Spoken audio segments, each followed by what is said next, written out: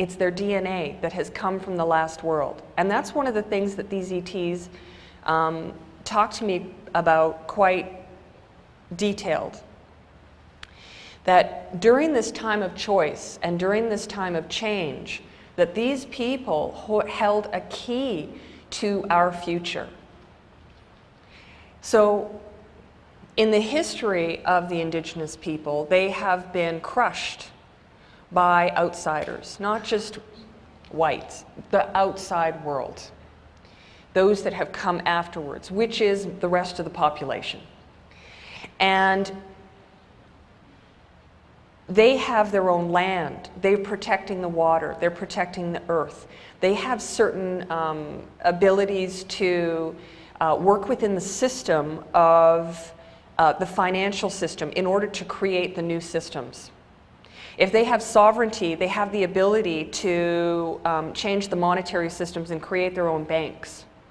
If they have their own land, they have the ability to create eco-villages that are going to be the platforms for a new future. If they have massive amounts of land, then they can begin to build new ways of farming and producing food that is more productive than having it the way that we have it right now, which is killing our soil. They also have knowledge about how herbs and medicines and healing practices that we can benefit from. But let's be clear on something which is really important. What I'm talking to you about sounds as though it came from, you know, me reading a book or looking at something over here or having a conversation over there. But what I'm actually talking to you about came directly from extraterrestrials. So I take note of that and I say, all right, what can I do in order to assist them? So if you want to make a huge impact and you want to make it quickly, one of the ways that this community can do that is to find the tribe in your area and ask them, what can I do to work with you? You're not going to be there to help them. We don't help each other. We assist one another. Because a lot of people try and help, and they use their egos and they use another part of themselves. And that doesn't work. But if you work with someone, then you leave the ego out of it and you actually accomplish something. Now, 21 years ago, they said there would be a time, and I call it the Great Gathering of humanity. I have to look at how much time I have. I'm going to share something extraordinary with you. This is the first time I've shared this publicly, and I think it's time. 21 years ago, and I know I keep repeating myself because I'm actually a little tired and I had a rough day yesterday, so I apologize. When they talked about this great gathering, they said that one of the keys to this, the biggest key, was the indigenous communities around the world coming together, first and foremost.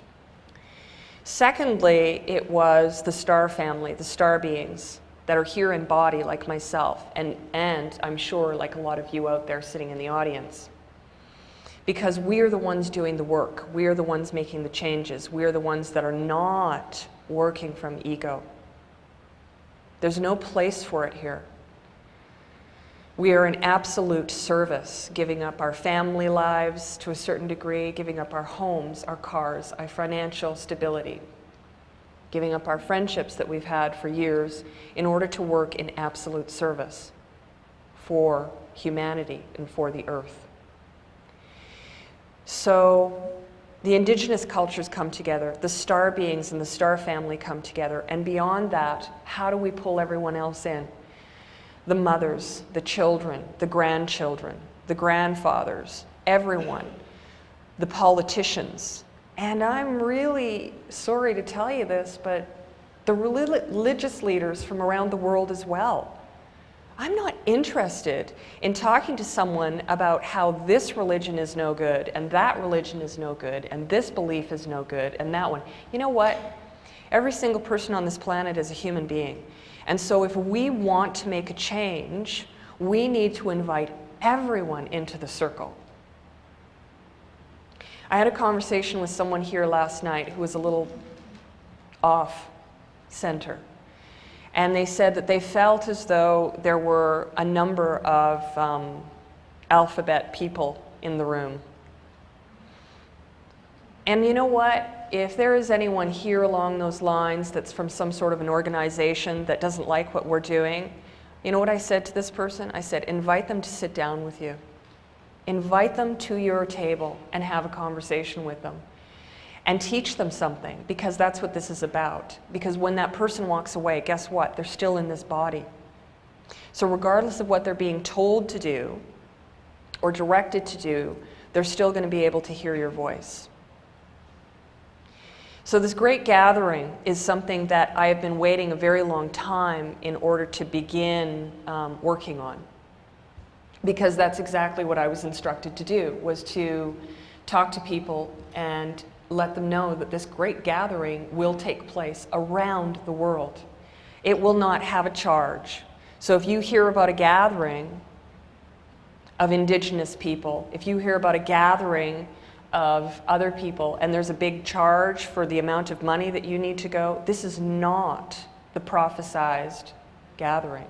This is not the great gathering, because that is not for sale for any charge. For such a long time, people ask me the details of what it is that will happen. And I tell them that I have held this vision in my mind for all these years of every man, woman, and child on earth knowing that this event was taking place, all at the same time, or maybe all in the same week, where gatherings around the world would happen in the middle of a city, in the middle of a village or a small town, and people would just gather. And the gathering doesn't have to say anything. They just have to gather and be peaceful and say, we want a change in this world. You know, 9/11 was a horrible thing. And again, at this point in my personal world, I don't care who created it. What I care about, and I think about often, is the power of humanity. Because the moment that I saw that tower come down, do you know what well, I'm sure some of you know what I did. I cried, because I cry a lot. But I cried emotionally. I was so distraught and so disturbed, because I knew that this would affect every single human being on earth. And I cried because I felt, my God, they're going to go to war. This is it. Nuclear war is on its way. My God, I prayed and prayed and prayed. And then gatherings started happening around the world, and it was like a vigil. And I believe I felt a change happen, because my first absolute intuition was absolute war, worldwide war. And then as soon as the gatherings started happening around the planet, I thought, oh, thank God, because it means that these politicians are going to get the message that nobody wants this big war, that it's not going to be accepted. And it's not. And it wasn't. So we minimized the impact on ourselves by creating those gatherings around the world. And I know this. For myself, I know this.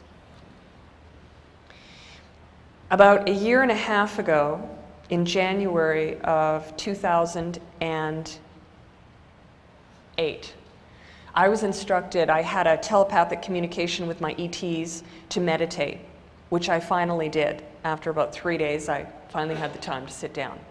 And I meditated, and they came to me, and they were very, very, very, very clear.